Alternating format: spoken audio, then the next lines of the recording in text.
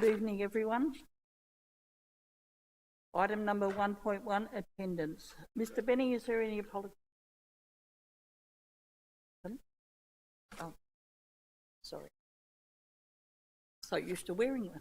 Sorry. Any apologies, Mr. Benny, please? Yes, apology received this evening from Councillor Lloyd Tron. Thank you. We acknowledge the traditional owners of the land on which we are meeting tonight, and we pay our respects to their elders, spirits and ancestors. We'd also like to acknowledge the deep history of the traditional owners and their connection to land, sea and culture across this country. Item number 1.3, offering of prayer. As part of Council's commitment to recognising the cultural and spiritual diversity of our community, the prayer this evening will be offered by the very venerable Father Alexander Savic from the St. Stephen Serbian Orthodox Church, a member of the Greater Dandenong Interfaith Network. Please stand.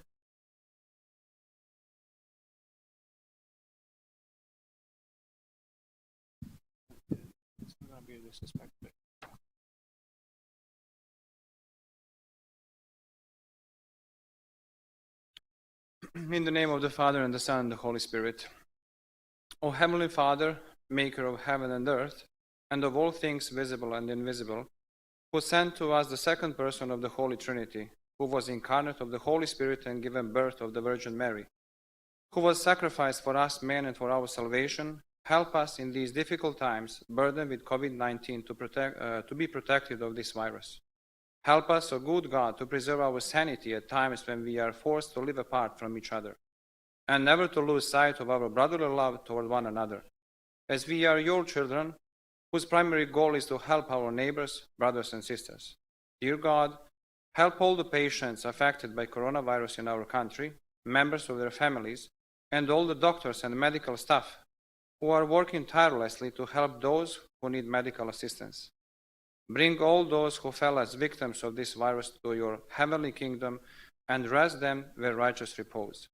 And lastly, help our councillors to deal effectively with today's business, as our great city of Dandenong would continue to prosper under their responsible leadership. We ask this in the name of our Lord Jesus Christ. Amen. I wish you and your families and all other staff in the great city of Dandenong all the best and the blessings from God, our Lord Jesus Christ. May God bless you all. Thank you very much. Please be seated. Item number 1.4, confirmation of minutes of previous meeting. Ordinary meeting of Council held on the 25th of January 2021. Happy to move Moved it. by Councillor Sophie Tan, seconded by Councillor Richard Lim. Is there any questions, councillors? Is there any opposition? As there's no opposition, I declare this item carried. Item number 1.5, disclosures of interest. Mr. Benny? There are no disclosures, Madam Mayor. Thank you very much. Item number 2, Officers' Report, Part 1, 2.1, Documents for Sealing. Moved by Happy to move it. Tan, thank you. Seconded by Councillor Formoso. Is there any questions, councillors? That's no question. I just want to say... Yes, Councillor Tan. Yes, Mayor. Just want to congratulate Andrew Dung, also Philip Fawkes and David Willers-Duff, outgoing member of Council's Art Advisory Board. Just want to say thank you to all their works for the previous year, all the service to the City of Greater Dandenong. Thank you. Thank you, Councillor Tan. Is there any other questions or comments? No. Is there any opposition? As there's no opposition, I declare this item carried. Item number 2.2, documents for tabling. 2.2.1, petitions and joint letters. Moved by Councillor Garrard, seconded by Councillor Forster. Is there any questions, councillors? Yes, Councillor Dark. Thank you, Mayor. May I just wish to ask a question to the relevant officer? I note that whilst this petition or this that's been received is from the new estates of Keysborough, being in Crystal Waters, College Green and other surrounding areas, it does actually affect my ward as well on the other side. The council seems to have a propensity of planting a significant amount of gum trees on nature strips, which is causing a lot of issues as they mature. Can we please get some information on what the officers are doing to assess this situation, not only with these residents in Crystal Waters, but across the whole municipality? That you, Mr. Keasley? Thank you. Thank you, Councillor. With regards to this petition, we will be responding directly to the head petitioner. The issue we need to work through is the nature of assessing all of the trees with regards to safety issues and those matters within the estates. Or we can go to the head petitioner and ask, are there specific trees that they actually are concerned about? So we have yet to do that. We hope to do that in the next couple of weeks. With regards to the issue of planting of gum trees, I think, as I previously indicated to councillors, those gum trees were more likely planted under previous council policies, and we have a different policy to date with regards to the planting of what we would say would be improved trees, but that's something again that we will look at. We're conscious of the fact that we have received a number of resident-based issues around the nature of some street trees, and I've asked the team to have another look at that in a way that we can deal with those directly, but also future. Thank you, Mr. Keasley. Any other questions, Councillor Dark? Councillor Garrard, you've got a question? My question's along the similar line. I was in fact in Councillor Dark's ward today on the same issue with a large gum tree that is causing concern for the residents there. And my question is along the lines of the number of trees that were planted under the old policy, if the council would consider reviewing a policy specifically for those trees planted at that time that are causing an issue, to have an exception, perhaps, for those particular trees. Thank you, Madam Mayor. Mr. Keasley? Thank you, Councillor. I think the main issue that we need to be cognizant of is the nature of the tree. The prime issue that we need to look at is it safe? If it's safe, then mostly it will comply with council policy. We understand that some residents have either cultural or other concerns with regards to gum trees and their size. I understand in the case that you're talking about just now, council officers have offered to look at appropriate pruning of the tree. We will get an independent arborist in addition to our own arborist to review the situation. But we have to balance it up against the known issue that this municipality have of very low canopy tree. So again, we strike a balanced approach, I would say, and as best we can. It's not necessarily always going to satisfy the concerns of the resident. However, we take as you've seen today, a one-on-one approach where our council officers, with all of their expertise, talk to the residents one-on-one and try and get them to understand the issues of the trees that they're probably facing. And that's probably the best methodology that we have at the moment, based on the numbers of inquiries we get as compared with the number of street trees we have. It's still relatively small. You may not think that because you're probably getting a lot of inquiries, but when you look at it holistically, as I said before, that's something I've asked the team to have a better look at over the coming months, and we may choose a CBS in the coming 6 months to bring that matter back to council for further discussion. Thank you, Mr. Keasley. Any other questions? Is there any opposition? As there's no opposition, I declare this item carried. Item number 3, question time public. Mr. Benny. Thank you, Madam Mayor. We have 10 public questions this evening. No questioner has requested to ask their question directly, so I will ask them all on their behalf. The first is from Matthew Kerwin at Noble Park. Precinct F of the Dandenong Park Master Plan is Woodcock Reserve. In the discussions regarding the level crossing removal project at Webster Street, has any opportunities been identified for implementation of the Precinct F part of the Dandenong Park Master Plan been identified, particularly the northern bank component of Woodcock Reserve, which at the moment is open space that is hard to access as it is a cul-de-sac. Mr Bosman could respond, Madam Mayor. Thank you, Mr Bosman. Madam Mayor, thank you. Through yourself, we have had general conversation with the Level Crossing Removal Authority. In general conversation, we have flagged the need for the project to incorporate the linear shared path, Dandenong Creek Trail, and the retention of existing mature trees and enhancement of the open space in accordance with the Dandenong Park Master Plan as important considerations. However, we're still awaiting on the authority to come back and engage with Council and the community on the proposed strategy for the removal of the level crossing. They are currently focused on other aspects associated with the duplication of the Cranbourne line further south, but the answer is we have raised it and it will be part of our ongoing conversation with them. Thank you, Mr Madam Mayor. Bosman. Mr Benny, please. The next question is also from Matthew Kerwin of Noble Park.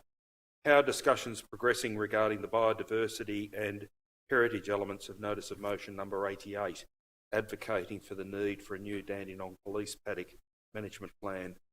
I believe Mr Bosman can respond to that too, Madam Mayor. Thank you, Mr Bosman. Madam Mayor, thank you again through yourself to Mr Kerwin. In regard to the Notice of Motion number 88, I can advise that on the 13th of January of this year, officers met with Parks Victoria to discuss these matters. The environmental consultant engaged by Council for this process was also present in that meeting. A number of matters relating to the Dandenong Police Paddock Management Plan were discussed, and actions coming from that meeting have been noted and will be worked on, and further meetings will be held. Thank you, Madam Mayor. Thank you, Mr Bosman. Mr Benny, please. Next question is from Jade Blair of Noble Park. It's been 18 months since the last and very successful 4th Greater Dandenong Shortcuts Film Festival. Will it be running online or in person in October this year? And if so, when are entry submissions due? Mr Fiddler could respond, Madam Mayor. Mr Fiddler, please. Thank you, Madam Mayor. We're disappointed that due to COVID restrictions, the Shortcuts format is unable to be run this year. Alternatively, Council has been and will continue to promote digital content online, including works from local artists, filmmakers and previous Shortcuts entries. This will be subject to copyright and legal requirements. Thank you, Madam Mayor. Thank you, Mr Fiddler. Mr Benny, sorry. The next question is from Shauna Lavis of Noble Park. I live in Yarraman Village. I'd like an update on the negotiations between Council and the developers in regards to the buyback of land. It is a high-density development and has very little open space. Thank you. Mr Bosman could respond, Madam. Mr Bosman, please. Thank you, Madam Mayor. Through yourself to Shauna Lavis. As you're aware, Council has been in discussions with the developer regarding the potential purchase of the land containing the river red gum trees within the Yarraman Village complex. I'm pleased to advise that discussions continue to be productive and are ongoing. Officers are hoping to provide a definitive outcome on the potential purchase of this land in the next couple of weeks. Thank you, Madam Mayor. Thank you, Mr Bosman. Mr Benny, please. The next question is from Elisa Lord of Noble Park. When will fencing be installed along Springville Road at the Springville Community Hub? I'm a mother of a preschooler and am concerned about the safety of small children who can easily access the road when attractions such as swings, fountain, cafe, toilets are so close to the Springville Road. Please don't let a child be hit by a car before the Council takes action to install a fence. I've corresponded with Councillors O'Reilly and Lim, who are both supportive of the fence and have raised the issue with Council officers. So I wanted to clarify what date a fence will be installed. Mr Kearsley could respond, Madam Mayor. Thank you, Mr Kearsley. Thank you, and through you, Mayor. I'd like to thank the questioner, a very important issue, of course, with regards to child safety. At this point in time, we are able to outline that the additional fence, which will take place from the corner of Grace Park Avenue towards the southern part of Springville Road up to where the current toilet facility is within the site. Looking at that being undertaken by February the 26th of this year. We will then be looking at what appropriate gate treatment or style treatment can then be put in place at the two entrances along that particular frontage on Springville Road. We would be hoping that that would be in place by the end of March this year. Thank you, Mr. Keasley. Mr. Benton, please. Next question is from Melinda Puglisi of Dandenong. At the last council meeting on the 25th of January 2021, a verbal question was asked regarding the concept design for the Dandenong Community Hub, a need that has been identified and talked about for well over 10 years. The questioner's concern was about whether the $80,000 budget allocation for concept design, as approved via council resolution on the 14th of September 2020, would be spent this financial year. If I understood the response to the question correctly, it appears no work or expenditure has occurred to date on this activity because council is awaiting outcomes from a strategic planning session on the 12th and 13th of March 2021. With the financial year ending on the 30th of June 2021, this will leave only 3 months for the concept design to be completed. Is this enough time to consult with the community and do justice to the concept design? If the works are not completed this financial year, will they be carried over to the 2022 budget? Mr. Fiddler could respond, Madam Mayor. Mr. Fiddler, please. Thank you, Madam Mayor. Yes, pending the outcomes of the discussions of the strategic weekend, officers are already prepared to progress the next steps within the given timeframes, and if needed, funds can be carried forward. Thank you. Thank you, Mr. Fiddler. Mr. Benny, please. My glasses keep fogging up, I'm sorry. The next question is from Matthew Kerwin of Noble Park. The previous website had all currently endorsed council policies on it, whereas the current website has only 3 policies. Can all currently endorsed council policies please be added to the website, and also they be accessible via the Your Council council page, not hidden under the About Us page, which I would have thought have been for information on corporate facts and figures rather than vital governance documents. Mr. Jench could respond, Madam Mayor. Mr. Jench, please. Through you, Madam Mayor, and to Mr. Kerwin, yes, we can certainly look at the potential for implementing what Mr. Kerwin is looking for. I would highlight that the current website actually does contain most of Council's adopted policies, but those policies are actually located in areas of the website relative to their content rather than in one single master list. I'm also informed that the previous website did not also have a master list of policies and had a decentralised approach as well. And I think that Mr. Kerwin might be confusing the previous website with the council intranet, which did have a master list. Thank you, Mr. Jench. Mr. Benny, please. The next question is from Melinda Puglisi of Dandenong.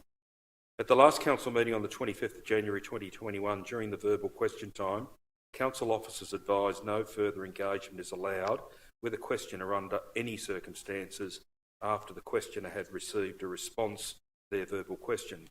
This appears to be contrary to section 4.6.8H, public question time of the governance rules dated the 24th of August 2020, published in the CGD website. This states no debate on or discussion of an answer will be permitted other than for the purposes of clarification.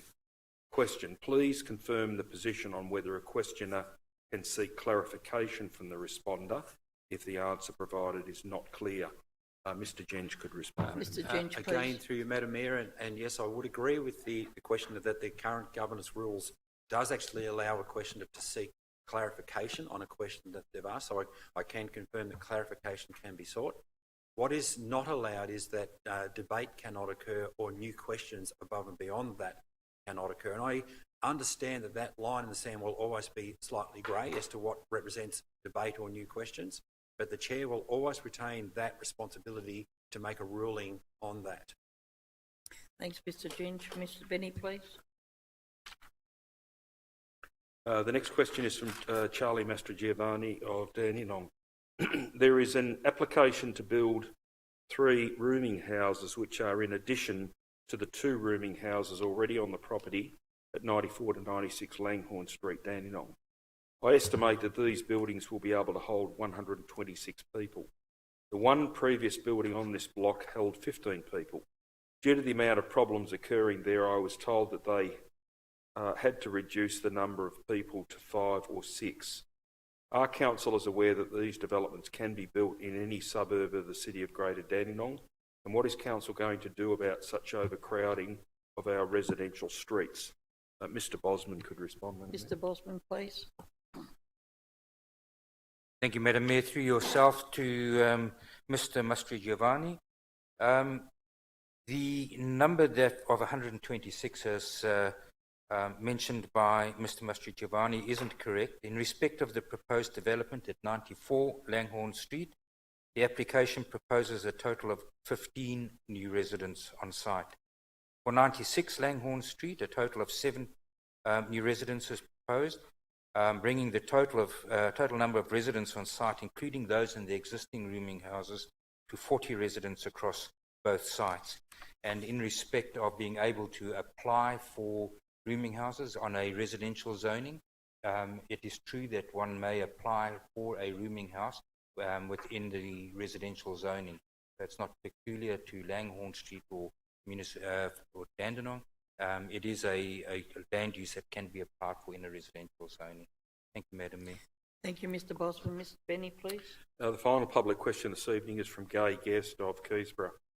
On national TV, it was reported that opportunities are gaining. On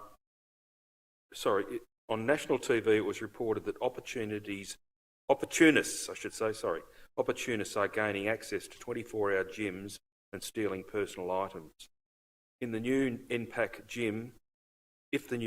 gym is meant to be a 24-hour facility, what measures will be in place to stamp out this behaviour? Should the new gym even be a 24-hour facility in such a desolate location, given this is now becoming the norm? Recently, large family groups have been hiring the 2 adjoining meeting rooms at NPAC for an all-day venue, as this leads out to the 50-metre pool. Why in the refit is only 1 meeting room at street level that leads out to the 50-metre pool being left in the redesign? When you see what these families take in for a day's entertainment, a double room is needed and nowhere else is in that precinct. Is there an opportunity to hire such a facility? Mr Kearsley could respond, Madam Mayor. Thank you, Mr Kearsley. Thank you, Mayor. I'd like to thank that guest for her question. With regards to the issue of 24/7 access, the NPAC gym has been designed with the ability to offer 24/7 access in order to maximise participation opportunities for the community, which has a high proportion of shift workers. Design has been developed in accordance with the required safety measures, including CCTV cameras, monitoring systems, duress alarms, secure lockers, and limiting access to key areas within the building, i.e. the gym and accessible changing rooms only. A detailed operating plan will also be required by centre operators prior to providing 24/7 access to ensure all necessary operating and safety procedures are in place. With regards to the issue of the meeting rooms, there are currently 3 program rooms and 1 meeting room at NPAC that receive low levels of use. Stage 1 redevelopment will retain one of the existing program rooms as a multi-purpose room, the closest to the reception area, whilst the other program rooms will be converted into part of the gymnasium. This decision was made to minimise the size of the building footprint and its impact on the outdoor 50-metre pool area, which is highly valued by the community. The consultation process that was undertaken prior to the finalisation of the design in August-September of last year found no objections to this proposal, and that was widely distributed to NPAC members. Group training and exercise classes currently run by the centre management will be moved upstairs to the new wellness and/or group fitness rooms. Other current uses such as birthday parties and external bookings may continue to utilise the downstairs multi-purpose room subject to availability. All casual bookings will be managed on the basis of availability of space and approach that is consistent with the operation of other centres. The new upstairs group fitness and wellness rooms will also have the capacity to cater for community use through bookings subject to demand and availability. Thank you, Mayor. Thank you, Mr Kearsley. Item number 4, Officers' Report Part 2, Contracts. 4.1.1, contract number 2021-03, Animal Pound Services. Moved by Councillor O'Reilly, seconded by Councillor Forster. Is there any questions, councillors? Councillor O'Reilly. Thank you, Mayor. Could the relevant officer give a brief summary of the process and outcome, please? Mr. Bosman, please. Madam Mayor, thank you through yourself, Councillor O'Reilly. All councils, as you know, provide the services for pounds, animal pounds, cats, dogs, and other animals that are in need of impounding. And the Lost Dogs Home is a facility or a business that has provided that service to this council for over 20 years. Their contract has recently come to an end, was coming to an end, and it is necessary for council to go out and tender for a new contract. As you can see from within the report, while there were 15 interested parties that downloaded documentation, there was only one submission, and that one submission is from Lost Dogs Home. Nonetheless, it did go through an evaluation process. There was a panel that evaluated their submission. It was found to pass on all the criteria that it needed to be assessed against, and the recommendation within the officer's report is that the contract be awarded to the Lost Dogs Home. It's a 3-year contract at a schedule of rates with the option of 2 by 12-month extension. Hopefully I've answered the question, Councillor. Thank you, Mr. Bosman. Is there any other questions, councillors? Is there any opposition? As there's no opposition, I declare this item carried. Item number 4.1.2, contracts number 1920-75, Douglas Street Streetscape Upgrade. Moved by Happy to move it, Mayor. Thanks. Councillor Tan, seconded by Councillor Forster. Is there any questions, Councillor? Councillor Garrard, please. Thank you, Madam Mayor. As per the Greater Dandenong procurement policy, part of the corporate social responsibility objectives and to achieve the objectives of council strategies and plans, a minimum tender weighting of 15% for socially responsible procurement will be applied to all tenders. This can be subcategorised as social, local and environmentally sustainable procurement, where the latter to be used for recycling materials, innovation to reduce wastage, or sustainable materials such as crushed concrete, disposal of waste, reduced water use, reduced carbon emissions and reduced pollution, etc. This is on top of the base pass-fail criteria for all tenders of using an environmental management system. However, the assessment for the 5% environmentally sustainable tender weighting just says that the winning tenderer has an environmental policy that it complies with its legal responsibilities. So my questions are, does the recommended tenderer use sustainable, ethically sourced and low emissions material? And if not, why not? If not, how does a recommended tenderer satisfy the environmentally sustainable tender weighting? What information was given to prospective suppliers regarding how to meet the sustainable procurement requirement? And what discussions were had with shortlisted suppliers regarding how they intended to meet the sustainable procurement tender weighting? Thank you, Madam Mayor. Mr. Keasley, please. Thank you, Councillor, for those important questions. One thing I will state with regards to the first one, regarding sustainable, ethically sourced and the use of materials, we actually specify through the appropriate development of landscape plans, urban design plans, what those materials should be. It's not up to the tender or the successful company to dictate to us what materials they would want to use, unless they can come up with better ones, more sustainable. So we actually set the standard of what the companies have to respond to. With regards to your second question satisfying the tender weighting, each submission submitter are required to complete a fairly detailed schedule to highlight exactly how they are going to meet matters that relate to energy use, water use, how they deal with waste, demolition materials and those sorts of things, how they deal with transport and the natural environment. Each one hopefully submits enough for us to assess, and in this case, the selected tenderer actually did a very, very good job in submitting a lot of information that related to those categories. They also have their own policy, which is based on current environmental acts and regulations. So again, their own internal policy stipulates of what they are going to achieve, even with regards to the EPA Act, the National Environment Protection Council Act, things of that nature. So they are required to lodge all of this information to us to show that they actually are capable, and that helps them get a higher score with regards to their capabilities. With regards to your third question, we provide the schedule to all tenderers for completion. So they are required to submit. Some do a good job, some don't do a good job. Those are then part of the assessment program.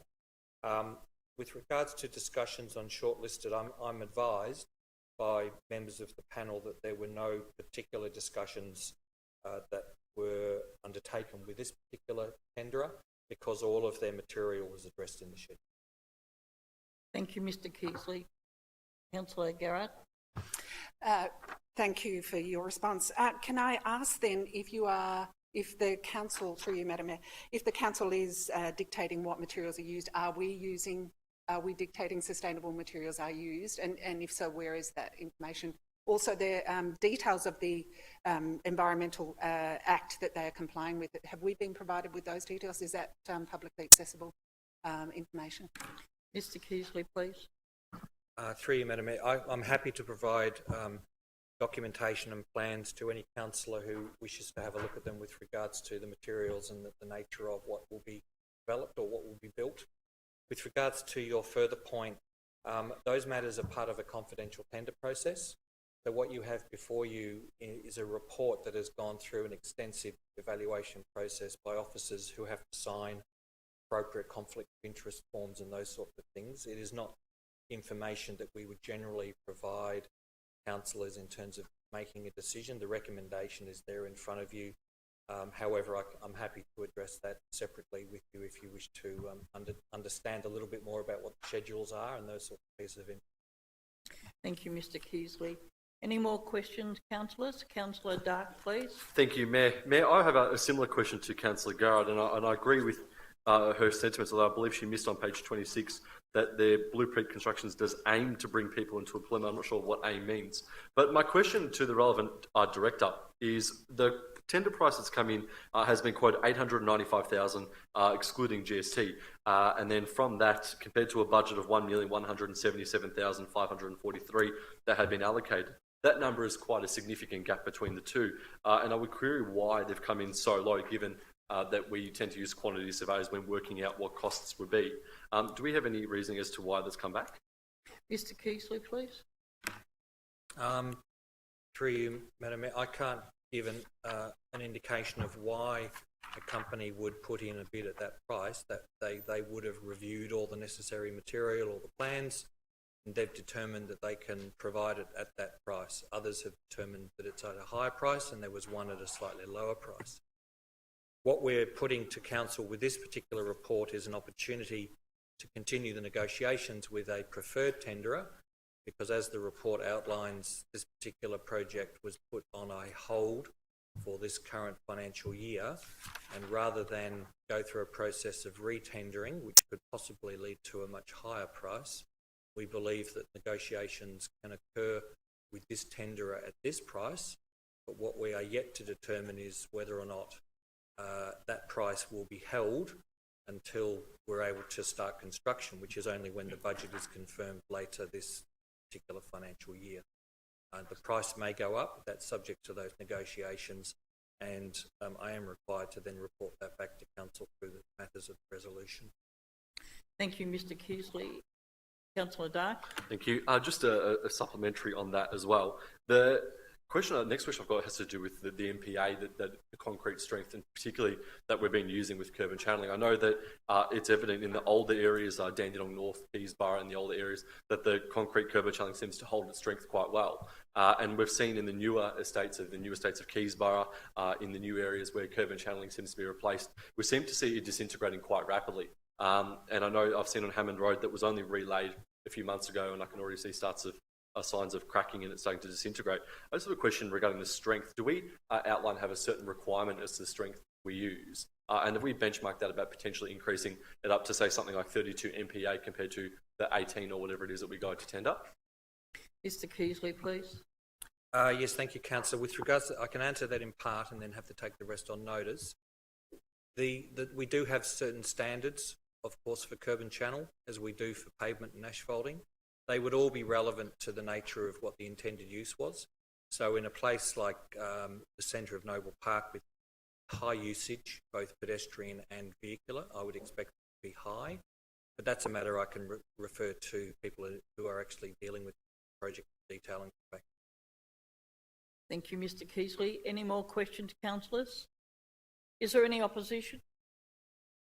As there's no opposition, I declare this item carried. Item number 4.2, Finance and Budget. 4.2.1, Supplementary Valuation Returns 2021 to 22 and 2021-3. I need a mover, please. Moved by Councillor Mehmeti, seconded by Councillor Gerard. Is there any questions, councillors? Yes, Councillor Mehmeti. The question is, we get these that come to us every quarter, just through you to the relevant officer. Have we seen any difference to these valuations compared to previous years? Mr Jench, please. Through you, Madam Mayor, yes, we have. I mean, COVID has obviously impacted our broader community. It's actually impacted on our supplementary rates. We had been, in previous years, Councillor Mehmeti, going along at around about $1.7 million to $2 million in supplementary rates a year. As you can see now, this is now down to $880,000, and at this stage of the year, you won't see too many more of these returns for this financial year. So you're looking at a drop-off of roughly $1 million in supplementary rates that this council won't be receiving due to the impacts of COVID. Thank you, Mr Jench. Thank you for that, Mr Gent. Just a follow-up question, just for new councillors and people watching at home. What is this? I know it's because of property that's been subdivided or built, and then they pay these further rates. But can you elaborate further on how it works? Yeah, again through you, Madam Mayor. Supplementary rates are made up of principally two things. It's one, it's a new property subdivision, so you might have had a parent property that's now been subdivided into many smaller properties, and for those properties that become rateable during a financial year, we issue out a pro rata rates notice. So we'll issue out a rate notice for 9 months of the year rates or 6 months of the year rates, and that's what we call supplementary rates. The other area that we get supplementary rates is when a building is completed. So it might move from vacant land to a residential house that's been completed, or an industrial factory that's been completed as well. So the valuers will then do a new valuation on that completed building, and again we'll issue out a pro rata rates notice. Supplementary rates have been quite critical to this council over the last 4 years. Given the amount of money that we've been actually receiving through these supplementary rates, they're not subject to the rate cap, and they actually build on our rate base for the future years. So our supplementary rate growth over the last 4 years has actually helped us cope with rate capping. This year we're actually seeing a great decline in our supplementary rates, and that's going to mean that rate capping is actually going to cause us more financial difficulties in the year to come. Thank you, Mr Jench. Thank you, Mayor. So what's the prediction for the future? Do you think that it's going to slow building development in the great city of Greater Dandenong in the next year or two? Mr Jench, please. Through you, Madam Mayor, that would probably be better answered by Mr Bosman's area than myself in a financial position. But we will budget fairly conservatively in 2021-22 in the hope that we're wrong. I think we are seeing obviously a fair bit of heat in the residential sales market. I'm not quite sure whether that's being replicated with town planning permits in the new development market. I'm not quite sure of that. Thank you, Mr Jench. Thank you, Mayor. And he's answered my next question. Make sure that we don't budget for the higher rise and make sure that we're somewhere in the middle so we don't get caught out. Thank you, Councillor Mehmeti. Any other questions, councillors? Any opposition? As there's no opposition, I declare this item carried. Item number 4.3, other. 4.3.1, Councillors' Code of Conduct. I need a mover, please. Councillor Gerard, seconded by Councillor O'Reilly. Is there any questions, councillors? Is there any opposition? As there's no opposition, I declare this item carried. Item number 4.3.2, draft minutes of Sustainability Advisory Committee meeting, 11th of November 2020. Moved by Councillor Gerard, seconded by Councillor Lim. Is there any questions, councillors? Is there any opposition? As there's no opposition, I declare this item carried. Item number 4.3.3, reports on matters discussed at council briefing sessions and pre-council meetings, 18th of January 2021. Moved by Councillor Tan, seconded by Councillor Mamedi. Is there any questions, councillors? Is there any opposition? As there's no opposition, I declare this item carried. Item number 4.3.4, list of registered correspondence to Mayor and Councillors. Moved by Councillor Gerard, seconded by Councillor Lim. Is there any questions, councillors? Is there any opposition? As there's no opposition, I declare this item carried. Item number 4.3.5, Greater Dandenong Leisure Facilities, confidential. This report is an attachment and deemed confidential under the Section Act 3, bracket 1 of the Local Government Act 2020. The report and attachment are deemed confidential because their content council business information that would prejudice council positions into commercial negotiations if prematurely released, and so private commercial information provided by businesses that, if released, would unreasonably expose those businesses to disadvantage. I need a mover to say we're going in camera. Moved by Councillor Gerard, seconded by Councillor Milkovich. Is there any questions, councillors? Is there any opposition? There's no opposition. We will be going into Canberra.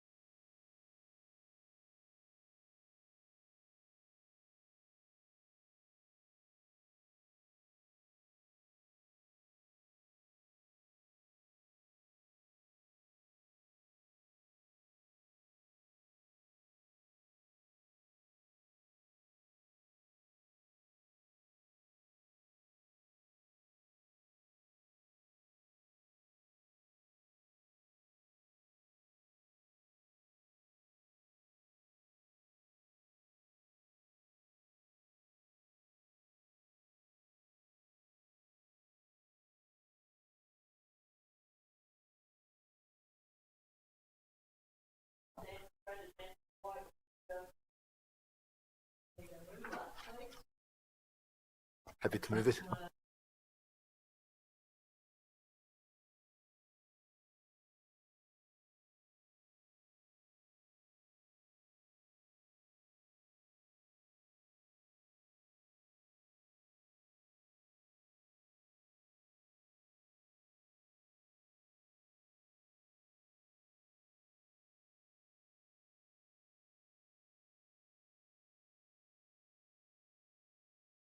Mayor,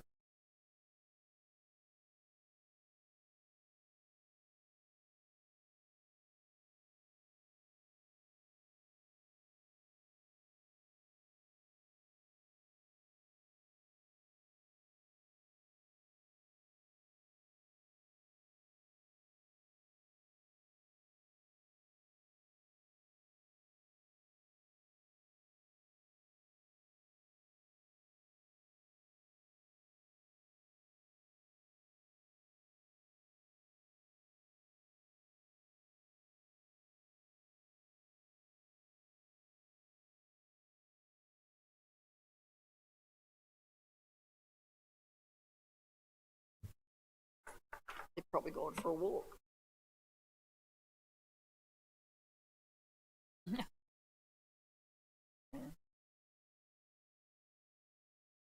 Thank you, Lisa.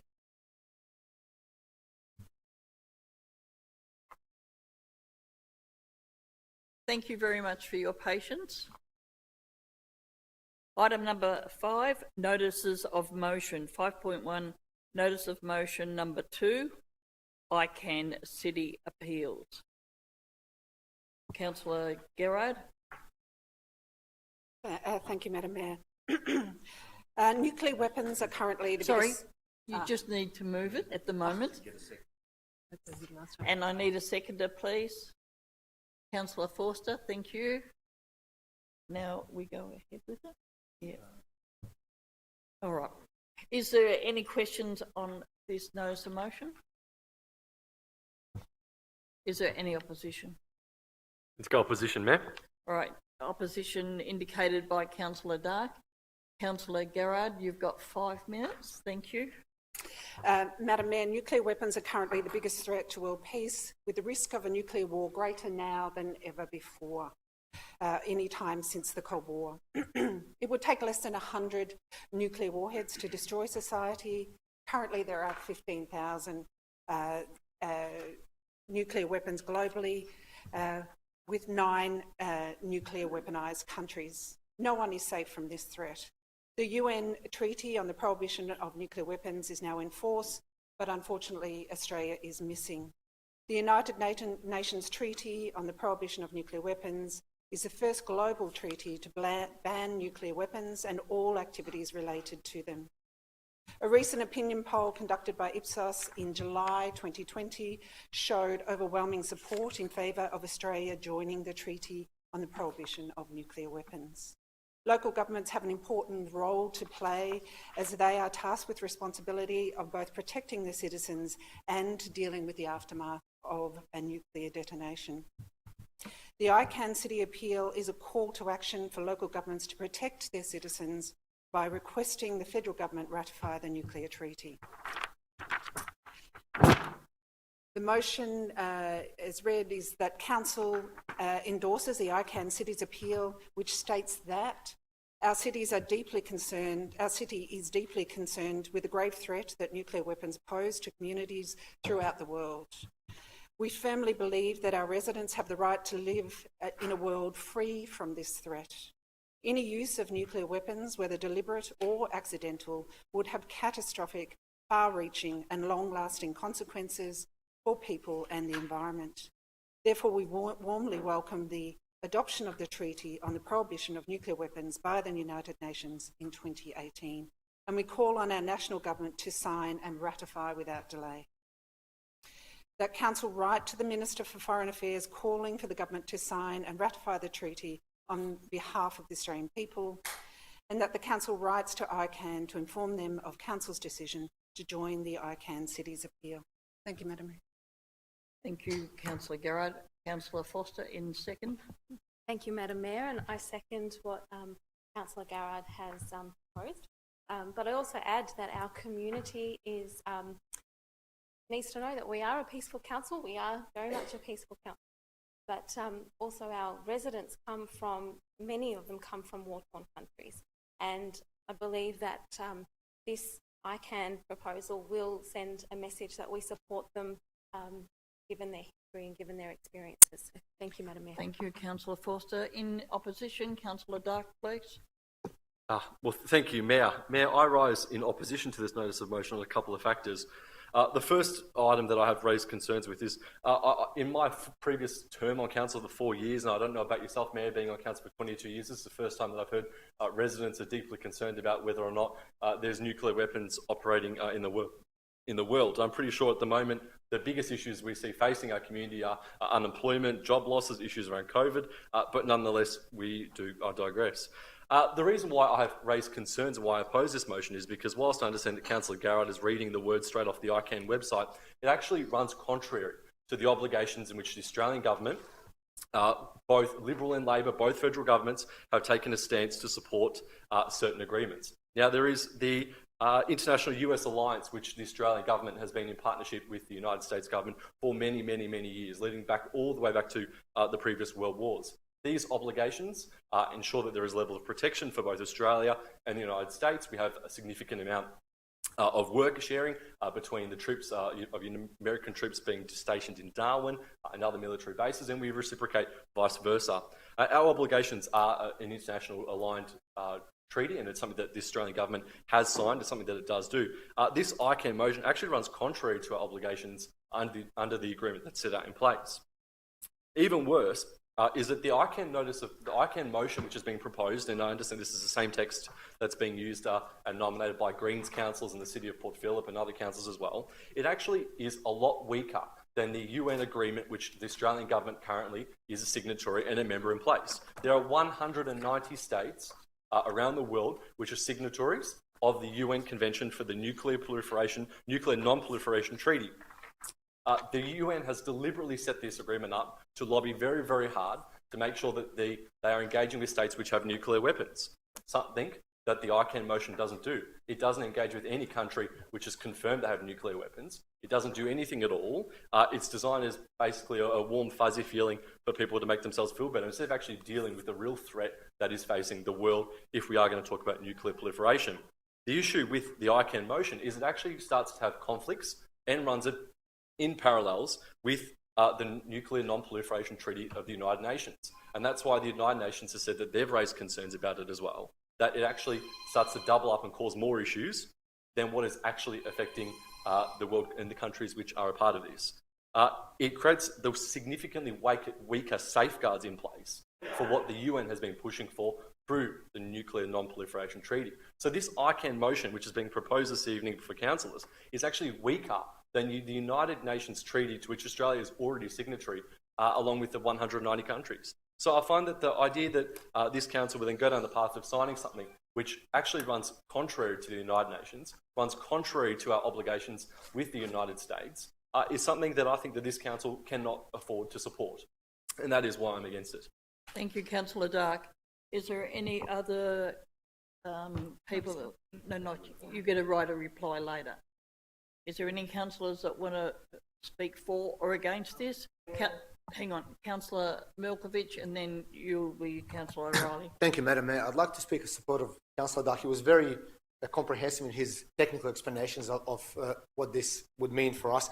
I would more so agree on a practical matter that Australia hasn't got any nuclear weapons, first of all, and second of all, none of the countries that actually do haven't used them since 1944, Hiroshima and Nagasaki. I do understand that at the height of Cold War in the 1960s with the Cuban Missile Crisis, there was a push-button situation where it nearly happened. However, I think that the history has proven itself that these weapons now, as it stands, are more so used as a deterrent from action, because it would lead to catastrophic destruction of all people on the planet just about, wherever part of the world they are. So for us to sign something that we have no active part in and our allies have not signed and the weapons haven't been used for the last 75 years, I think it's a waste of council's resources, officers' times, and it's something that we should not participate in. So I'm agreeing with Councillor Dark in opposition to this notice of motion. Thank you, Madam Mayor. Thank you, Councillor Milkovich. Councillor O'Reilly? Mayor, I've actually got a question. Yes? A question to the mover. Before I consider how I'm voting on this new information presented by Councillor Dark regarding the ICANN versus the UN stance on the non-proliferation of nuclear weapons. Ask the mover if she has any information on that and can confirm or clarify what Councillor Dark was talking about, in that Councillor Dark said that the UN stance is stronger than ICANN. I would like to know that before I make a decision, Mayor. Thank you. Thank you, Councillor O'Reilly. Councillor Garrard, you've got an answer for that, please? Yeah, thank you, Madam Mayor. Just a question or my right of reply? Just a question. That question. So I believe that Councillor Dark is incorrect, that the ICANN's appeal is supporting the nuclear treaty. So I think that there's a misconception there. Though I am comforted that both Councillor Dark... Point of order. What is your point of order, please? Mayor, just a point of clarification. I'm actually referring to notes from the Department of Foreign Affairs and Trade, which I'm happy to send around to all councillors. But it does state that, according to what the notes that I've got here on the Department of Foreign Affairs and Trade, that it actually has got weaker safeguards and the provisions called for in the existing United Nations NPT framework. So Councillor Garrett is actually incorrect. You have to withdraw that comment, please. I don't believe I am correct. I'd like to provide information later. All right. Madam Mayor, I'd like to defer this motion. You want to defer the whole motion? I need to get clarification. I'm in between two councillors saying each other's lying. So if we can defer this to get further information, Madam Mayor.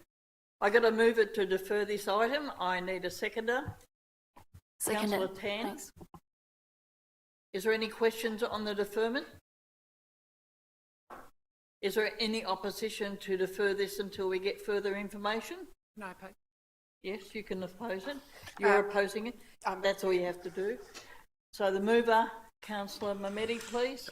Thank you, Madam Mayor. I rise to defer this motion as one councillor is saying he's got the information in front of him on the website, Australian website, Australian government website. One other councillor is saying he's incorrect. For me to make a decision one way or another, I'd like to make a decision on the correct information. At the moment, I think the council doesn't have the correct information before us. So all I'm asking, one way or another, I'm not on one side or the other, I just need to make a clear decision. I need the correct information before me. So what I'm saying is that we defer this motion to the next council meeting, and by that time, we'll have the correct information before us and we can make an informed decision. Thank you. Councillor Tan, please, as the seconder. Thank you, Madam Mayor. Same, because at the moment we don't have enough information to make a decision, and I believe this notice of motion is not really urgent as well. So I would wait. Thanks. In opposition, Councillor Garrard. I'm happy to defer. Right. Sorry, Councillor O'Reilly, are you opposing it? Speak in opposition. Not a problem, Councillor O'Reilly. In opposition? Thank you, Mayor. Well, one of the arguments that was put forward, I believe, by Councillor Milkovich was that these sorts of issues shouldn't take up a lot of council time, and I absolutely agree with that statement. And that's why, Mayor, I would encourage all councillors that if you have information pertaining to a notice of motion in the agenda that you believe is important, to do other councillors the courtesy of circulating that information at the earliest opportunity rather than dropping it at the 11th hour. And that way the business of council runs more expeditiously and we don't have to defer motions, etc. So I'm like other councillors want to know the facts either way, and if it gets deferred, fair enough, but let's not waste council time with these sorts of things when we have information counter or that we're going to use in debate. Point of order, Madam Mayor. I think Councillor O'Reilly is completely off topic. We're actually, a motion in front of us is whether we defer it. I'm not sure what he's engaging in debate. It's either yes or no. All right. Councillor O'Reilly, so you're wanting to not defer this item, is that correct? As opposite? I withdraw my opposition to the You withdraw your opposition? Just wanted to I think the opposition has been, Councillor Garrard has also withdrawn both. So there's no this opposition. item will be deferred until our next council meeting when we get more information on this topic. Thank you. I can. Sorry. Yeah, so Madam Mayor, through you, Madam Mayor, I think from a meeting procedure, we probably haven't done this item completely justice. So we've accepted an amendment which probably wasn't really an amendment. It was a direct opposite. But we've passed a motion now to defer the item. That's agreed. But we still have on the books a mover and a seconder of the original motion. Councillor Garrard and the seconder may withdraw that notice of motion now, given that first motion has passed. But we do still need, from a governance perspective, to deal with the fact that we've got to move the seconder, so that motion hasn't yet lapsed. Right. Thank you. We didn't vote. There was no opposition in the end. Yeah. They both withdrew their opposition to the deferral. Madam Mayor, so my next question would be, does the mover and seconder would like to withdraw, so it comes back to the following council Not meeting? withdraw, defer. Yeah, withdraw, so they actually withdraw their mover and seconder, so then we can defer it. Oh, yeah. Oh, sorry. So this motion would lapse until next. Yeah. I defer. Withdraw. So Councillor Garrard and Councillor Foster, you agree? Thank you. As I said, this will come up at the next council meeting where we'll have more information on this topic. Item number 5, we're still on notices of motion. We've got 5.2, notice of motion number 3, impact of COVID-19 on mental health in Greater Dandenong. Moved by Move that, Madam Mayor. Moved by Councillor Forster, Happy to seconded second, by Mayor. Councillor Dark. Is there any questions, councillors? Madam Mayor, I just... You got a bit of amendment, I have an think amendment, you have. Yes. So just to make council aware that due to a delay in the release of the Royal Commission, or the report from the Royal Commission into mental health, this was delayed due to COVID. So number 3 on the notice of motion will change from April 21st to a report be presented to council meeting once findings of the Royal Commission are announced. Thank you. Thank you. You still agreeing with that, Councillor Dark? Thank you, Mayor. Yes, I'm happy to accept that as amendment. Thank you. Is there any questions, councillors? Is there any opposition? As there's no opposition, I declare this item carried. Thank you. Item number 6, reports from councillors, delegates and councillors' questions. I will move from Councillor Dark, please. Thank you, Mayor. Mayor, I don't have much to report this fortnight. My questions were all asked last fortnight. I only have one statement to make. I attended on the weekend the Queen's Scout Award for the 2nd Springville Scouts, which was held down at Pearcedale, the Pearcedale Football Club. I attended with yourself, Mayor, and Councillor Garrard, and the newly elected Councillor Mercurio from Mornington Peninsula Shire. This was actually a really good event to see. It was held at the bench of the young brother of the recipient of the Queen's Scout Award, who tragically died last year under very tragic circumstances. And it was good to be able to actually get in there and celebrate with her friends and family to see how the community turned out and rallied around it. And I do just wish to congratulate Talia Morgan on her acknowledgement and winning of the Queen's Scout Award, which is the highest award that you can win in Scouts. And I think it was a very well achieved result. So if we could potentially also write a letter to her just to congratulate her again, that would be greatly appreciated. I think that's possible. Is that it, Councillor Dark? Councillor Milkovich, please. Thank you, Madam Mayor. I've got a few things. First of all, on Australia Day celebrations, I was due to family commitments, not able to attend any of them. So what I'd like to do officially now is to congratulate all our Australia Day honour recipients. Their contribution to our community and our society is greatly appreciated, and we do thank them for their hard, sometimes lifelong work. So thank you to each and every one of them for their selfless contribution. Now, second thing I'd like to report is that the further upgrades to the Heteron Park Dog Park are moving along nicely. They've just been finished last week, and also, thanks to Mr. Kers's department, the toilets at the Heteron Park have been upgraded further with some new lighting, fresh coat of paint. We're just missing some signs, but that's coming in the next couple of days, I was told. So that's really good to see.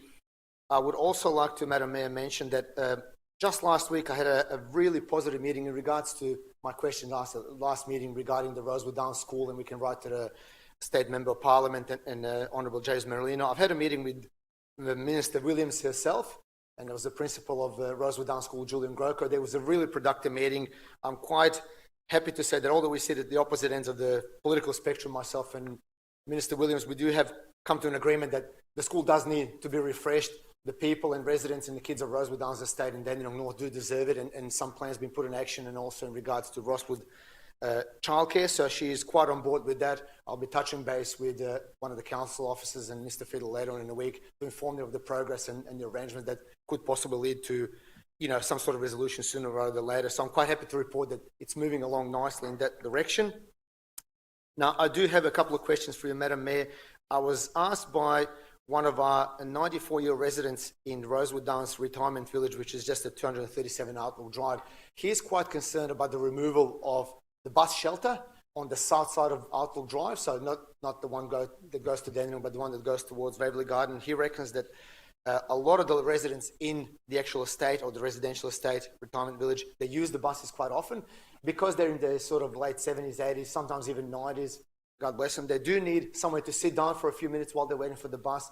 And even worse, when it's raining, they do get quite soaked. So obviously these people are quite independent. They haven't asked for any kind of council help in regards to moving with buses and council community buses, but they would like to see when, if that can be reinstated. So I'd like to ask a relevant officer for you, Madam Mayor, if there's any information on that. Thank you. Mr Keasley, please. Thank you, Councillor, and through you, Mayor. We, as council, have been removing a number of the older bus shelters, mainly due to public safety issues. They're getting to an age now where they're actually deteriorating to a bad state. This particular shelter, the one that you're referring to, was removed as the footings of the structure had rusted through and the structure was at risk of toppling over. Council officers have attempted to arrange for replacement shelters to be installed under our existing contract. For those councillors that aren't aware, we have a contract with another provider because essentially the service is a bus service, not necessarily one, of course, the council runs. However, a number of these discussions with Public Transport Victoria and the Department of Transport have been unsuccessful, but we will continue to seek their assistance with installing replacement shelters. Unfortunately, this process appears to be taking some considerable time. Whilst council is not the service provider, we will continue to explore options to replace those shelters which have been removed. And I recognise that we've had a number of other councillors also raise the same issue with bus shelters. It may be that we actually have to advocate to our local members because essentially we're not getting enough feedback from the Department of Transport and other state agencies in terms of replacing them. Then we need to raise it to relevant MPs. So you may hear more of this in the coming months. Thank you, Mr Keasley. Councillor Milkovich. Thank you, Mr Keasley. A final question. I've had a couple of calls from our local residents that are bordering Madison Avenue and Blackmore Street in Dandenong North. I'm not sure what the reserve is called. It is unfenced reserve, and apparently there is a particular resident who they haven't identified that quite often lets his pit bull terrier roam around the reserve on a number of occasions.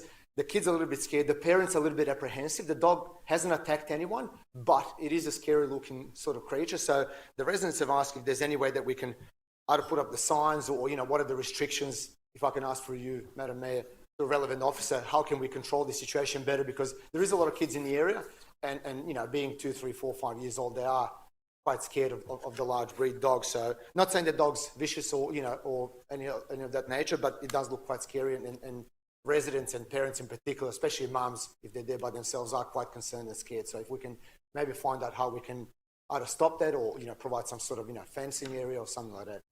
Thank you. Thank you, Madam Mayor. Mr Bosman, please. Madam Mayor, thank you through yourself. Councillor, I'll bring this to the attention of the relevant manager and the team leader animal management. Have a look at increasing our patrols in the park in the short term. More patrols can be rostered into the area. I doubt very much that it's actually a pit bull. It's a prohibited breed, but no matter, it could be some scary dog, whatever, and I think appropriate animal control and behaviour. So we will increase our ranges in the area, and I'll give you some feedback then once we've had those increased patrols for a while. Thank you, Madam Mayor. Thank you, Mr Bosman. Councillor Milkovich. Thank you, Mr Bosman. Thank you, Madam Mayor. That's it. Thank you. Councillor Lim, please. Thank you, Madam Mayor. I was certainly a privilege to attend Australian Citizen ceremony at Springville Town Hall with Madam Mayor and Deputy Mayor Sophie Tan. I have 6 questions, but 5 questions have been answered by Mr. Bosman already. And the last question is, over the last 30 years, the visitor come to Springville Shopping Centre tend to complain about Springville without lack of public toilet. Any other way that possible that we can add some more public toilet for Springville Shopping Centre? or otherwise we can add some other toilet like other municipality, like talking to public toilet.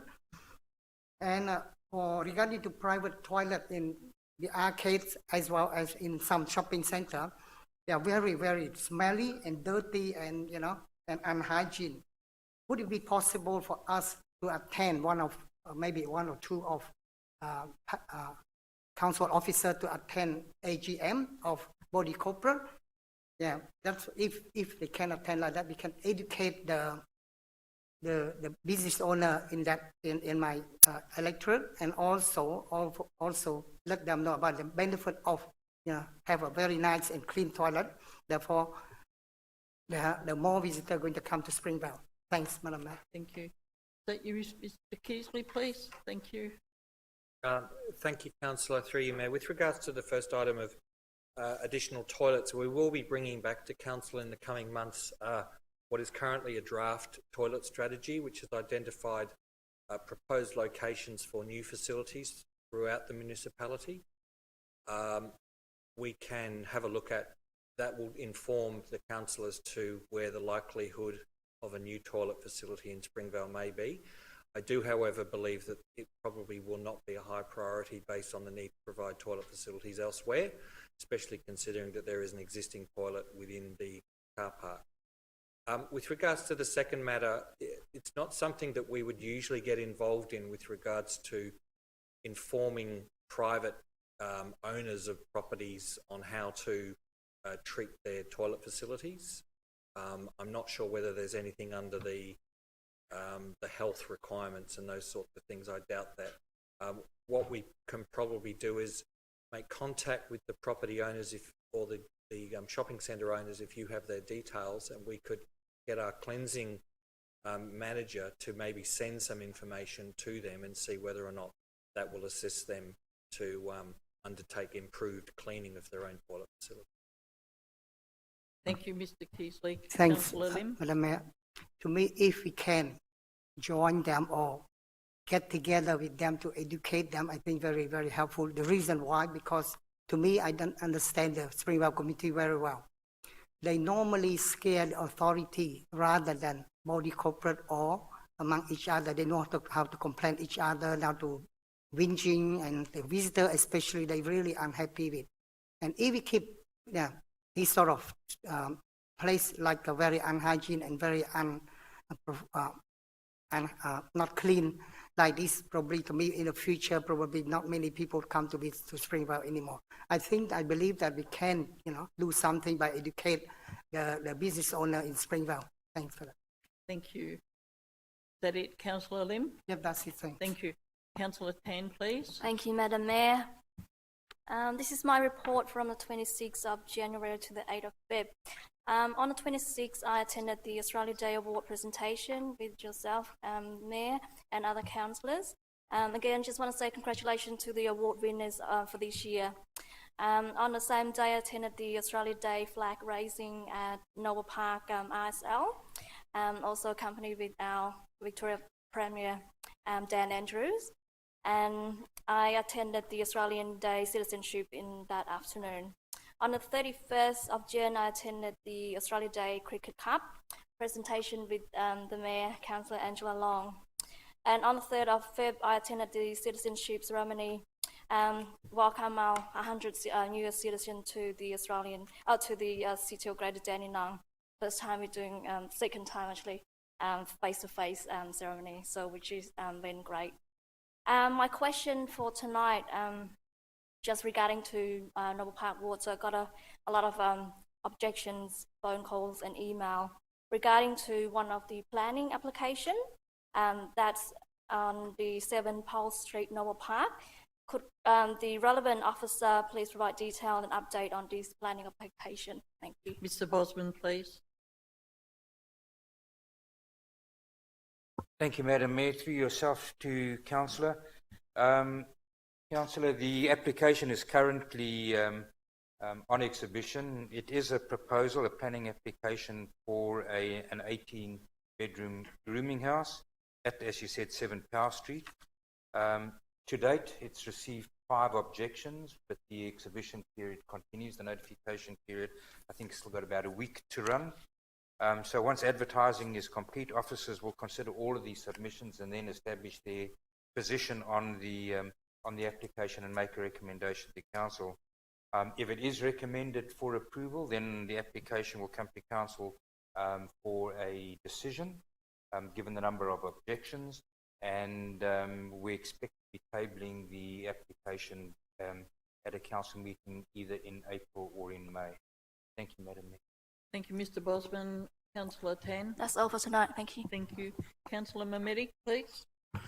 Thank you, Mayor. On the 27th of July 2020, Council resolved to establish a policy position on the Industrial 2 Zone and its proximity to residential areas to meet with the Minister for Planning to discuss the proposal of rezoning the Industrial 2 Zone and the Industrial 2 Zone sites be established outside of the metropolitan area in Melbourne. There has been recent commentary on some Facebook accounts that work in this regard has not commenced. Can the relevant officer please provide an update on this matter? Mr. Bosman, please. Sorry.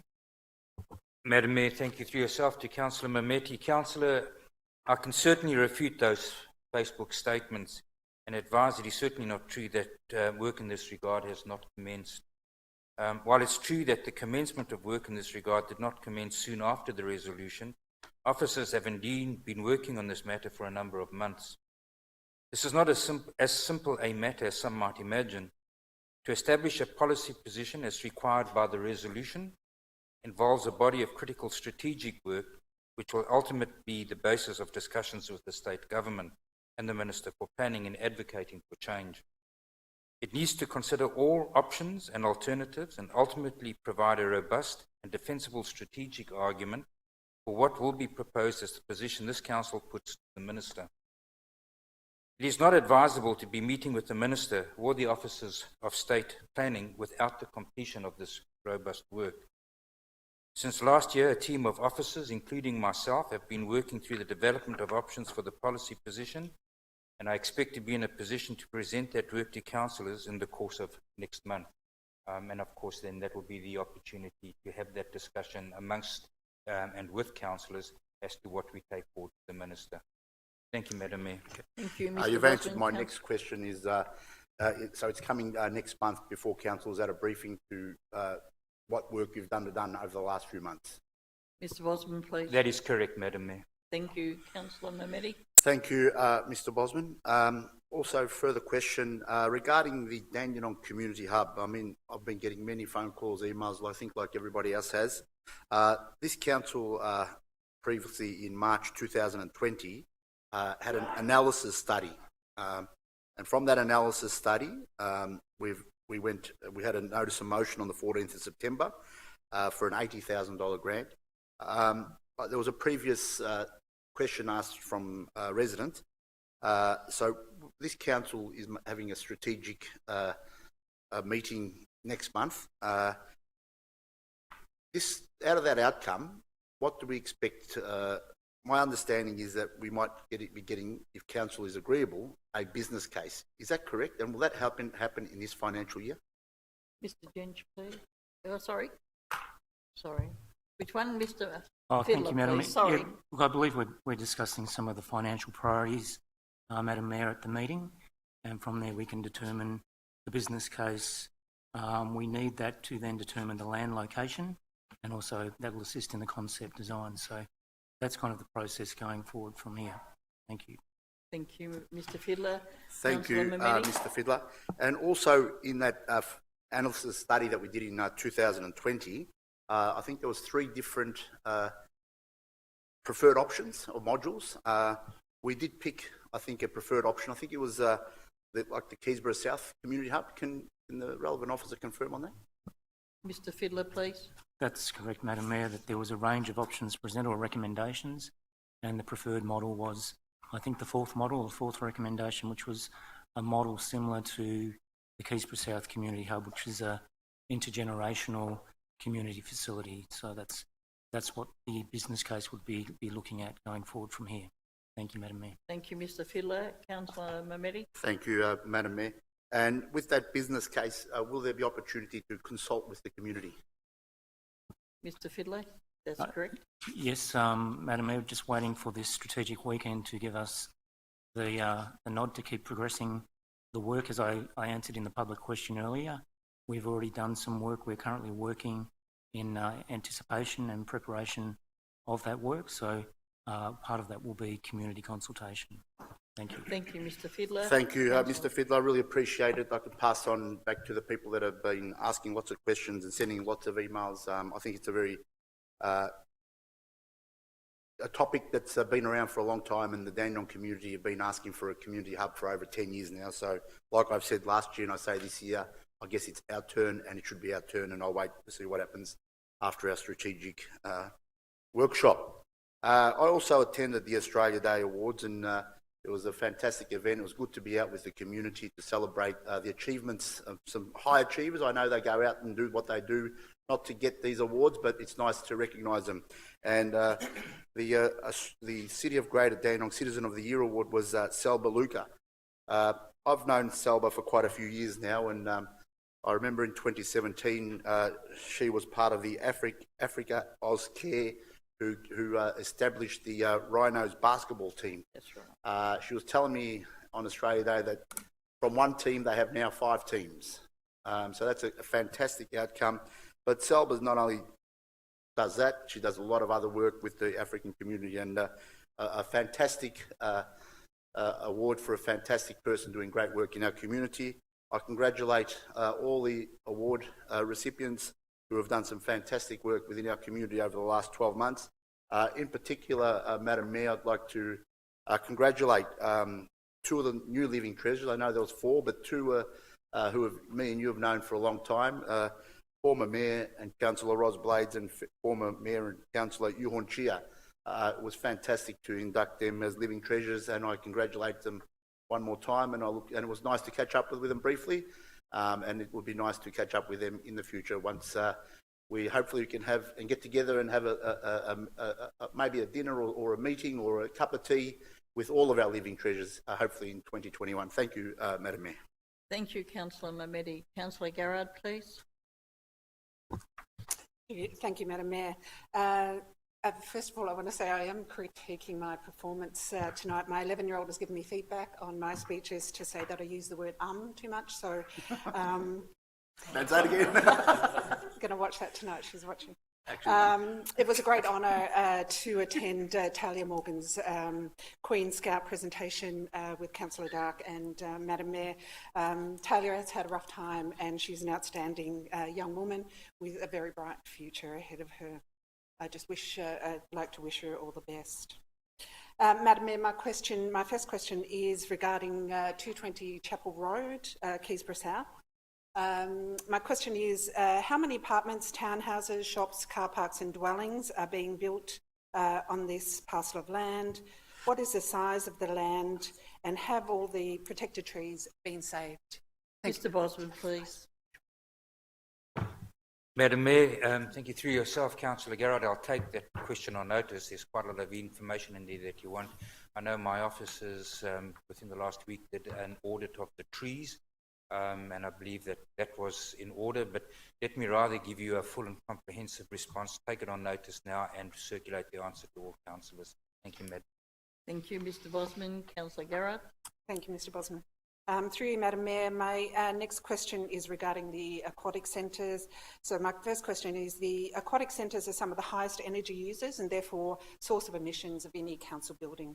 Will the Council Aquatic and Wellbeing Centre be meeting the recently endorsed updated sustainable buildings policy to not use natural gas in any new council building? And if not, why not? And what is the current status and timeframes of the action in the recently endorsed Greater Dandenong Climate Emergency Strategy for a report on the accelerated phasing out of natural gas from existing council facilities? The Climate Emergency Strategy has a target for this report to be completed by the end of 2021. Mr. Keasley, please. Thank you, Councillor. Through you, I'm happy to take the first part of that question with regards to the newly proposed Dandenong Aquatic and Wellbeing Centre. The design development for this particular exciting opportunity will commence in the next few months. we will be engaging, hopefully, a very, very good architect and a great consultancy team. The project has every intention to comply and follow Council's recently endorsed sustainable buildings policy. However, we intend to go beyond by undertaking a detailed cost-benefit analysis to determine the optimal energy strategy for the new facility.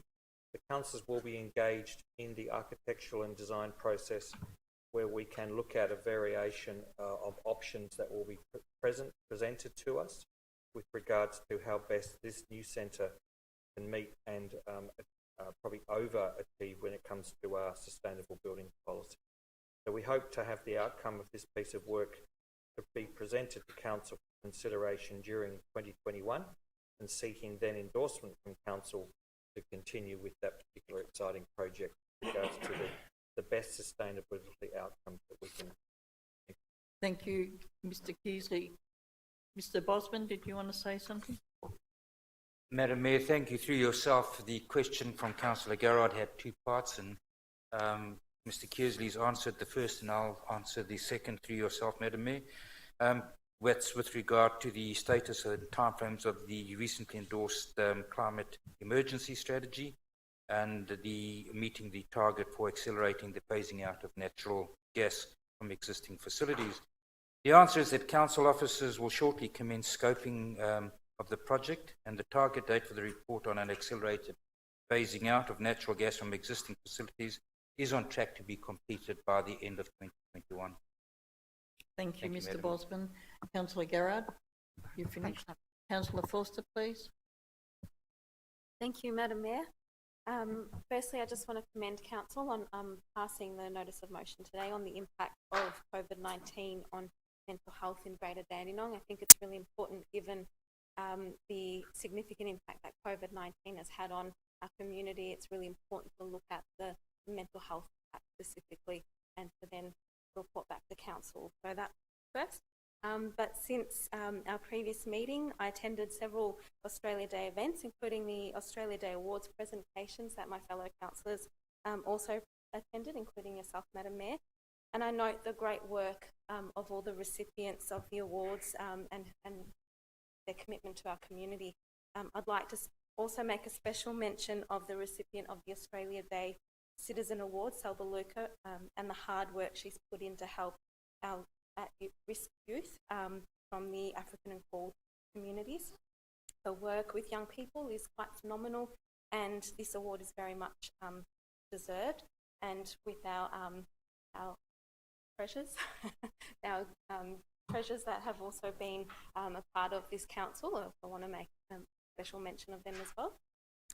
I also attended the Australia Day flag raising event at the Noble Park RSL, which is a wonderful community institution, and was also visited, as Deputy Mayor Pan mentioned, by the Victorian Premier. And it was lovely to be able to spend time with the local patrons and get to know the community in the Yarraman ward. I also attended on the same day the Australia Day Citizenship ceremony, which is such an honour as a newly elected councillor. It's such an honour to be able to welcome new Australian citizens into our community, and I look forward to seeing the contributions that they continue to make to our wonderful community. On Monday, February 1st, I met with the Youth and Family Services team along with Councillor Garrard at Close Street in Dandenong. I'd like to commend them on their work that they do with our young people and their families. In particular, I'd like to note their achievements throughout 2020 with their adjustments that they've had to make with lockdown and restrictions, and still maintaining those connections with our vulnerable youth. I also attended a virtual meeting with the Multicultural and People Seeking Asylum Committee on Tuesday, the 2nd of February. Unfortunately, I couldn't stay for the whole meeting, but I'd like to note that the great work that comes out of this committee, and I look forward to seeing the fruit of their labour. Finally, through you, Madam Mayor, I have a question for the relevant officer. It's been brought to my attention the state of the vacant block at number 1 Robert Street, Noble Park. The grass is overgrown and it's a potential hazard and it's quite unsightly. And so to the relevant officer, through you, Madam Mayor, can I please ask what progress has been made in addressing this? Mr Bosman, please. Thank you, Madam Mayor. This is a case of an unsightly property. An officer has attended the site and the necessary actions have been taken in that regard. The matter will be further followed up as required and any further action taken at that time. The property has been attended and action has been taken and will be followed up, Councillor. Thank you, Mr Bosman. Councillor Forster, please. Thank you, Madam Mayor. Through you, can I have a bit of an elaboration of what action has been taken? Mr Bosman, please.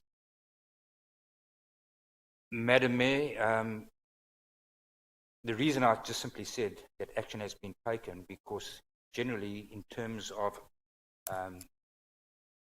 I think it's a privacy matter, Councillor, what issues have been taken up with which parties that are involved, as much as I wouldn't be revealing whether there were matters on your property in the public domain.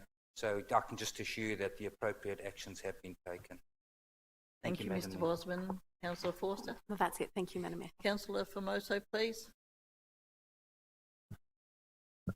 Thank you, Mayor. I'd also like to mention that I attended the Australia Day Awards, which was brilliant. It was really, really good to be a part of that again as a new councillor. It was really enjoyable to meet a lot of our brilliant people in our community and the amazing work that they do. The other event that I attended was on the 27th of January. I had the pleasure of attending the grand opening and launch of the W.J. Turner Reserve cricket nets. There were over 100 people there, including coaches, managers, players, parents, and of course the Mayor attended, Councillor Rhonda Garrard was there, and of course myself, and also while we were watching the under-14 girls, the Silverton girls play on the new pitch, which was really, really nice and a very special occasion. One of many that I hope to attend, and as a result we were issued, the council was issued with a beautiful plaque as a thank you from the W.J. Turner Reserve and in particular Silverton Cricket Club, which I'd like to now present to you, Madam Mayor.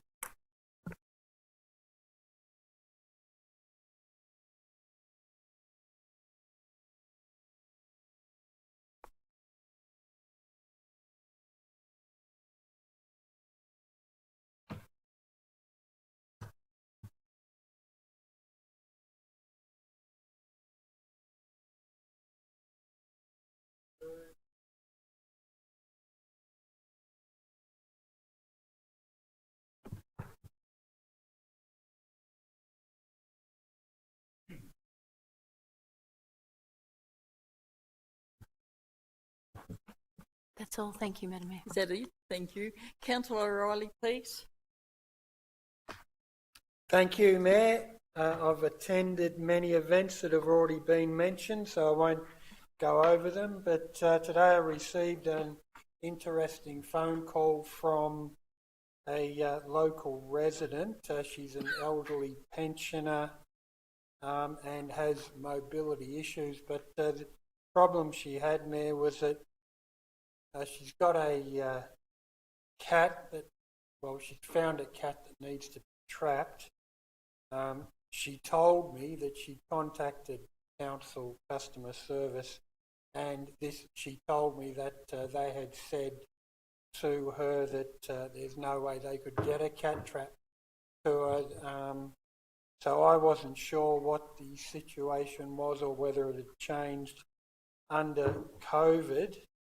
So if I can ask to the Director of Planning, firstly, could Council assist this particular resident with mobility issues by arranging a cat trap to be provided to her residence? She was quite anxious, and I'm sure this would alleviate some of that.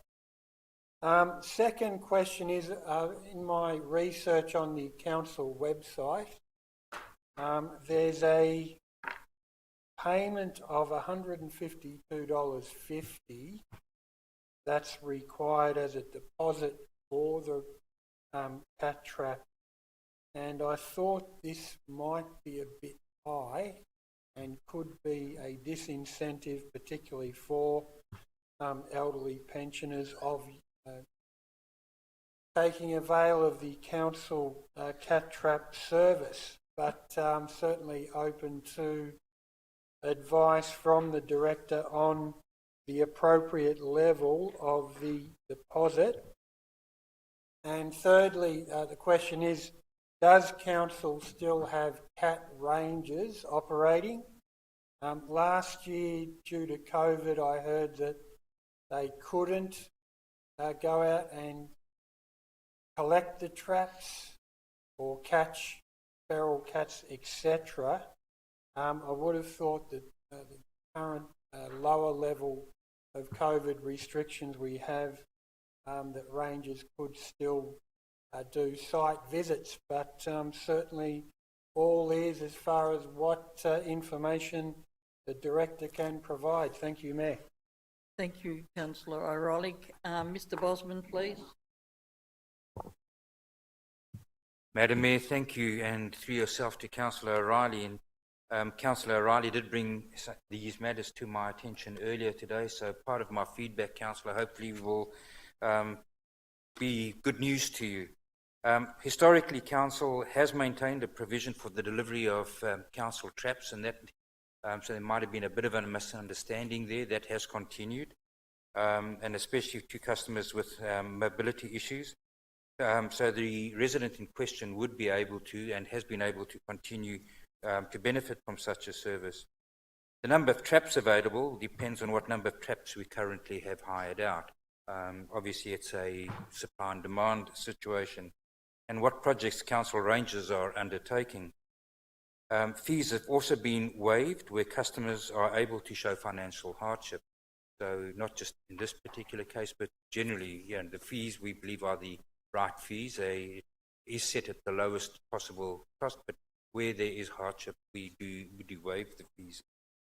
Council rangers are busier than ever, especially due to the impending kitten breeding season, and have just impounded the highest number of cats impounded since February 2018.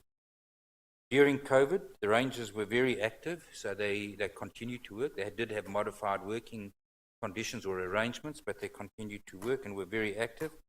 But the constraints regarding cat trap accessibility did affect the number of cats impounded.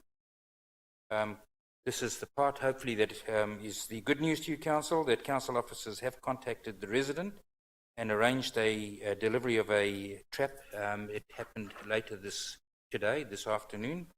And the reduced fee would also be part of that consideration that the resident has experienced regarding the matter. So I believe the matter with the resident has been resolved, and I think it's clarified the operation with regard to the questions you ask on animal ranges and the cat traps. Thank you, Madam Mayor.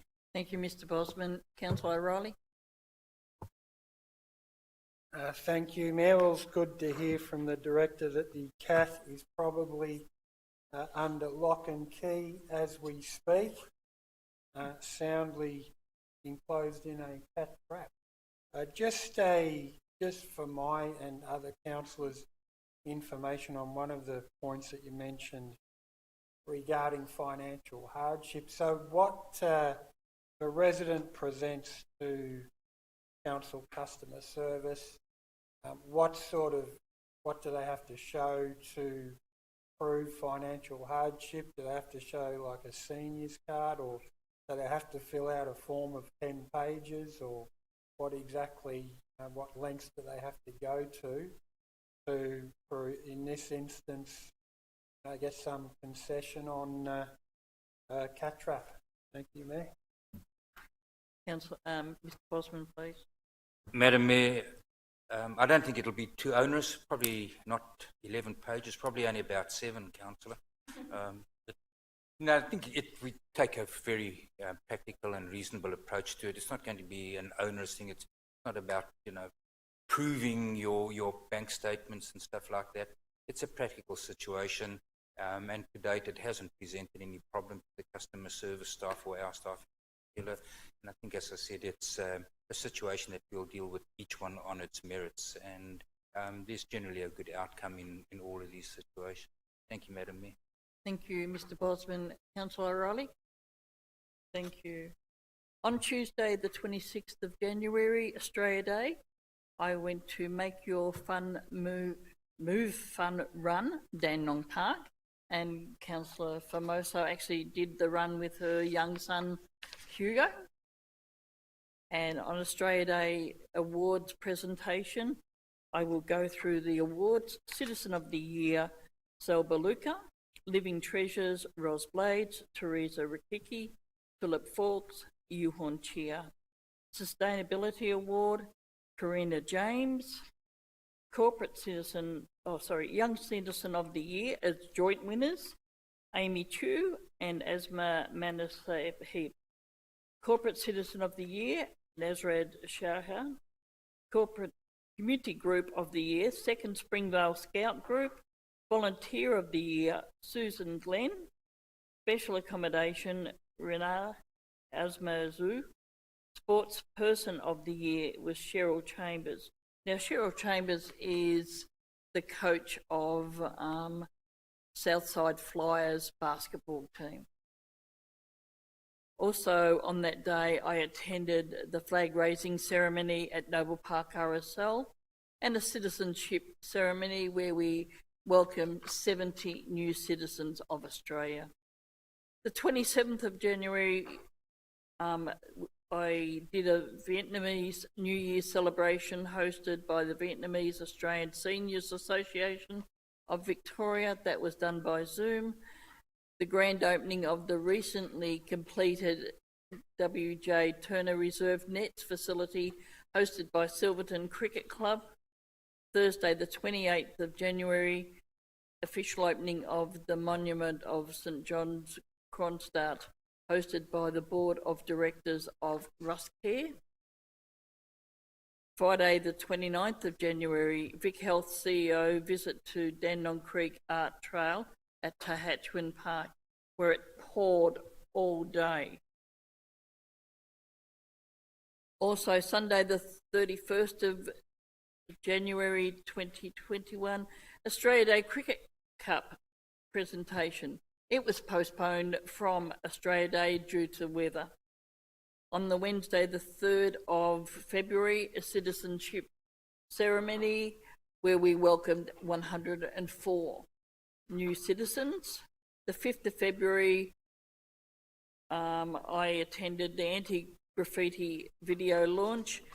On Saturday, the 6th of February, the Bunurong Message Tree event at Dandenong Park, and also the Queen Scout presentation to Hala Morgan, hosted by the 2nd Springvale Scout Group and Willara Venturers at Pearstow.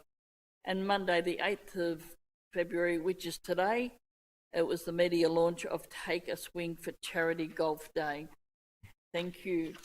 Mr. Benny, questions taken on notice from our last meeting, please.